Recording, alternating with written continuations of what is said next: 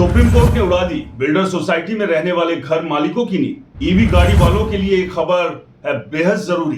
क्या सोसाइटी के बायलॉज केंद्र सरकार की गाइडलाइन से हो गए हैं बड़े? सुप्रीम कोर्ट के दरवाजे पर क्यों पहुंचा ईवी चार्जर लगाने का मामला? दोस्तों, क्या आपकी अपनी पार्किंग भी सच में आपकी है? अगर आपने लाखों रुपए खर्च करके एक इलेक्ट्रिकल कार खरीदी, अगर हर महीने सोसाइटी का मेंटेनेंस भी भरते हैं, अगर पार्किंग आपके फ्लैट के साथ अलॉट हुई है, और अगर आप अपने ही पैसों से अपने ही बिजली कनेक्शन से पूरी सेफ्टी के साथ एक छोटा सा ईवी चार्जर लगाना चाहते हैं, तो क्या आपकी हाउसिंग सोसाइटी आपको रोक सकती है? क्या आरडब्ल्यू ये कह सकती है कि हम एनओसी नहीं देंगे? क्या सोसाइटी के बायलॉज केंद्र सरकार की गाइडलाइन से बड़े हो सकते हैं? और अगर आज आपको अपनी कार या स्कूटर चार्ज करने के लिए हर रात 2-2 घंटे लाइन में लगना पड़े, जबकि आपकी पार्किंग खाली खड़ी हो, तो क्या ये आपके अधिकारों का उल्लंघन है या फिर सोसाइटी की सेफ्टी की मजबूरी? यही सवाल आज देश के लाखों हाउसिंग सोसाइटी में खड़ा है, और अब ये सवाल सीधे सुप्रीम कोर्ट तक पहुंच गया। दोस्तों, ग्रेटर नोएडा के एक रेजिडेंट ने सुप्रीम कोर्ट का दरवाजा खटखटाया, क्योंकि उनका आरोप है कि उन्हें अपनी अलॉटेड पार्किंग में अपने खर्च पर ईवी चार्जर लगाने की परमिशन नहीं दी गई। मामला सिर्फ एक व्यक्ति का नहीं है, ये आने वाले सालों में भारत के हर उस परिवार का मामला बनने जा रहा है जो पेट्रोल डीजल छोड़कर इलेक्ट्रिकल गाड़ी अपनाने की सोच रहे हैं या अपना चुके हैं। लेकिन सबसे बड़ा सवाल यह है कि अगर सरकार एक तरफ करोड़ों रुपए खर्च करके इलेक्ट्रिक मोबिलिटी को बढ़ावा दे रही है और दूसरी तरफ हाउसिंग सोसाइटी चार्जर लगाने से रोक रही है, तो आखिर सही कौन है? कानून किसके साथ खड़ा है? और अगर कल आपके साथ भी ऐसा ही हुआ तो आपको क्या करना चाहिए? नमस्कार, मैं हूं राज के वर्मा और आप देख रहे हैं रिपोर्टर। दोस्तों, आज मैं किसी वायरल खबर की नहीं बल्कि उस कानूनी और रियल एस्टेट डिस्प्यूट की बात करने वाला हूं जो आने वाले समय में देश के करोड़ों फ्लैट मालिकों की जिंदगी बदल सकती है। इसलिए इस वीडियो को आखिर तक जरूर देखिए, क्योंकि अंत में मैं आपको बताऊंगा कि मेरी नजर में सुप्रीम कोर्ट इस मामले में क्या रुख अपना सकता है और कौन सा समाधान सबसे व्यावहारिक है। अब सबसे पहले समझिए कि ये डिस्प्यूट शुरू कहां से हुआ। दोस्तों, ग्रेटर नोएडा की एक बड़ी हाउसिंग सोसाइटी जहां करीब 4000 फ्लैट है, वहां रहने वाले रचित कटियाल ने मई 2025 में अपनी अलॉटेड पार्किंग में अपने खर्च पर एक प्रमाणित ईवी चार्जर लगाने के लिए एप्लीकेशन दी। उनका कहना है कि उन्होंने सभी जरूरी सेफ्टी मानकों का पालन करने की बात कही, लेकिन महीनों तक ना तो स्पष्ट परमिशन मिली और ना ही साफ इनकार। सबसे इंटरेस्टिंग फैक्ट ये है कि इस पूरे परिसर में लगभग 56 इलेक्ट्रिकल गाड़ियां हैं, जबकि चार्जिंग के लिए केवल 2 कॉमन चार्जिंग पॉइंट मौजूद हैं। अब जरा सोचिए, अगर 56 कारें हों और चार्जर केवल 2, तो हर दिन कितने लोगों को इंतजार करना पड़ेगा? मान लीजिए किसी कार को पूरी तरह चार्ज होने में 6 से 8 घंटे लगते हैं, तो केवल 2 चार्जर पूरे बिल्डिंग की जरूरत कैसे पूरी करेंगे? यही वो व्यवहारिक प्रॉब्लम है जिसने इस डिस्प्यूट को जन्म दिया। लेकिन अब यहाँ एक दूसरा पक्ष भी है जिसे समझना उतना ही जरूरी है। हाउसिंग सोसाइटी कहती है कि केवल चार्जर लगाने का मामला नहीं, सवाल बिल्डिंग की सेफ्टी का है। क्या मौजूदा बिजली का लोड दर्जनों चार्जरों का भार उठा सकता है? अगर किसी ने गलत वायरिंग कर दी, आग लग गई, तो जिम्मेदार कौन होगा? अगर केबल कॉमन एरिया से गुजरी तो उसका रखरखाव कौन करेगा? अगर फ्यूचर में हर तीसरे फ्लैट में ईवी आ गई, पूरी बिजली व्यवस्था बदलनी पड़ेगी। यानी सोसाइटी की टेंशन भी पूरी तरह निराधार नहीं कही जा सकती। अब यहीं पर कानून की एंट्री होती है। भारत सरकार का बिजली मंत्रालय पिछले कुछ सालों से लगातार ईवी चार्जिंग इंफ्रास्ट्रक्चर को बढ़ावा दे रहा है। 2024 में जारी संशोधित दिशा निर्देशों में ग्रुप हाउसिंग सोसाइटी और अपार्टमेंट परिसरों के लिए स्पष्ट व्यवस्था बनाई गई। सबसे इंपॉर्टेंट बात यह है कि इन गाइडलाइंस में कहीं भी ये नहीं लिखा कि प्राइवेट ईवी चार्जर पर रोक है। उल्टा संकेत यही है कि अगर सुरक्षा मानकों, उचित वायरिंग, अर्थिंग, बिजली लोड और टेक्निकल नियमों का पालन किया जाए तो अलॉटेड पार्किंग में प्राइवेट चार्जिंग की व्यवस्था की जा सकती है। इसका मतलब क्या हुआ? इसका मतलब ये नहीं है कि हर व्यक्ति बिना किसी परमिशन के ड्रिल मशीन लेकर पार्किंग में चार्जर लगा दे। इसका मतलब ये भी नहीं है कि सोसाइटी की कोई भूमिका ही नहीं है, बल्कि सरकार का एक बैलेंस व्यवस्था चाहती है जहां व्यक्ति का अधिकार भी सेफ रहे और पूरी बिल्डिंग भी सुरक्षा भी बनी रहे। अब यहाँ एक और कानूनी सिद्धांत समझना जरूरी है। भारत में किसी भी हाउसिंग सोसाइटी के बायलॉज कानून से ऊपर नहीं होते। अगर किसी सोसाइटी का नियम केंद्र या राज्य सरकार के लागू नियमों से टकराता है तो सामान्यतः हाई लेवल का कानून प्राथमिकता रखता है। लेकिन इसका अर्थ ये भी नहीं है कि सोसाइटी के सभी नियम अपने आप अमान्य हो जाते हैं। अग्निशमन, संरचना स्थिरता और बिजली क्षमता से जुड़ी वास्तविक टेक्निकल आपत्तियां हैं तो सोसाइटी उन पर शर्तें लगा सकती है। एग्जाम्पल के लिए वो कह सकती है कि केवल BIS प्रमाणित चार्जर लगेगा, इंस्टॉलेशन लाइसेंस प्राप्त इलेक्ट्रीशियन से करवाना होगा, अलग MCB लगेगी, उचित अर्थिंग होगी, फायर सेफ्टी मानकों का पालन होगा और बिजली की खपत का हिसाब अलग रखा जाएगा।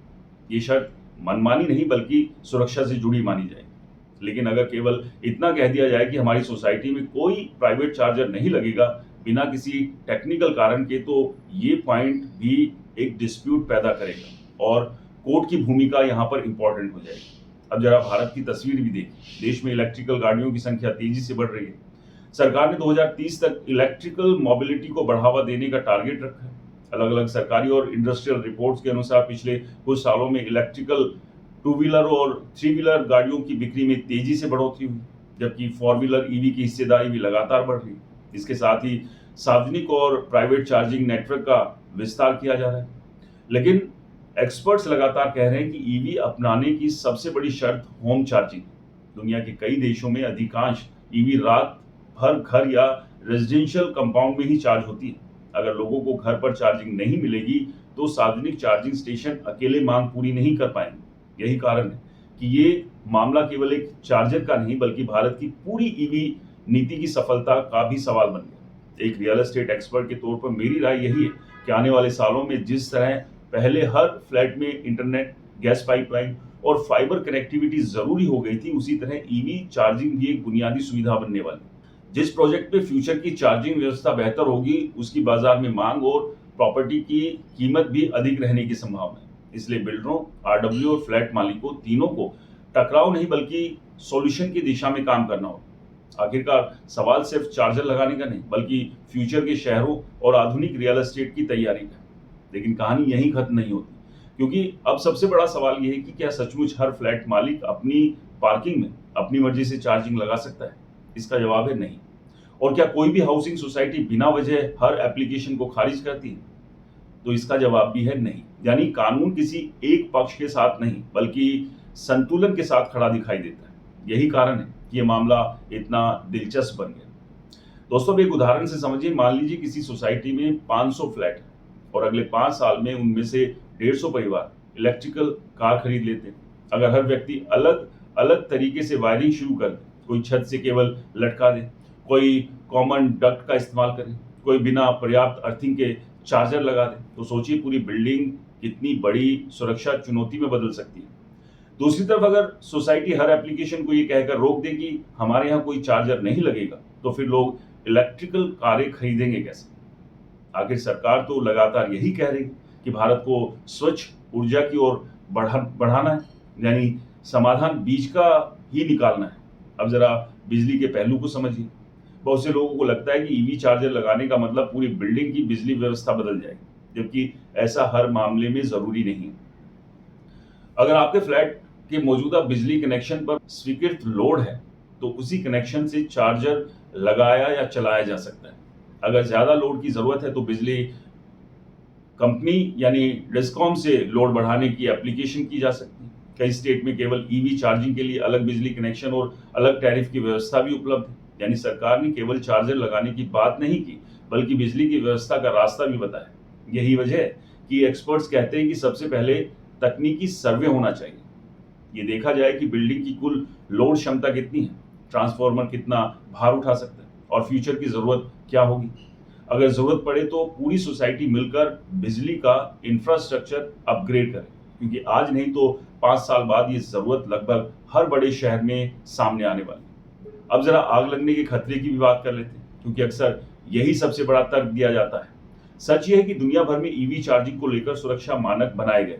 अगर चार्जर प्रमाणित हो, वायरिंग सही हो, अर्थिंग पूरी हो, ओवरलोड सुरक्षा हो और इंस्टॉलेशन किसी एक्सपर्ट इलेक्ट्रीशियन के द्वारा किया गया हो तो जोखिम काफी हद तक कम हो जाता है। लेकिन अगर कोई रास्ता बिना प्रमाण वाला उपकरण लगा दिया जाए या लोकल जुगाड़ कर दिया जाए तो खतरा बढ़ सकता है। इसलिए सुरक्षा का सवाल वास्तविक है, लेकिन इसका समाधान प्रतिबंध नहीं बल्कि सही टेक्निकल व्यवस्था है।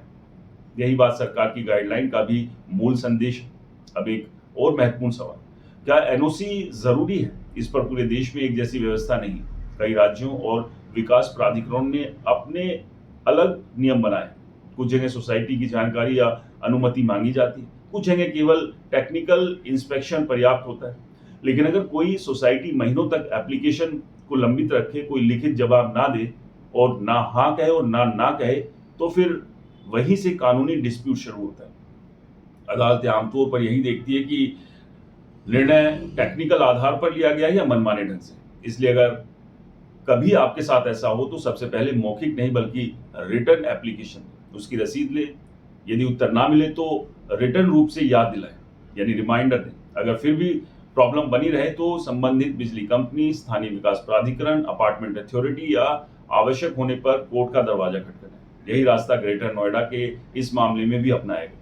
तो दोस्तों, अब इस पर क्या फैसला आएगा ये तो आने वाला समय बताएगा, लेकिन जिस तरह से तेजी से व्यवस्थाएं बदल रही है, ऐसे में तमाम जो नए प्रोजेक्ट्स भी आ रहे हैं, वहां अगर आप कोई इन्वेस्टमेंट कर रहे हैं, अपने लिए घर लेने की सोच रहे हैं, तो बिल्डर से जरूर पूछिए कि आपके लिए आपकी पार्किंग में अलग से ईवी चार्जिंग की व्यवस्था की है या नहीं, वरना फिर एक नए पचड़े में आपको भी उलझना पड़ सकता है।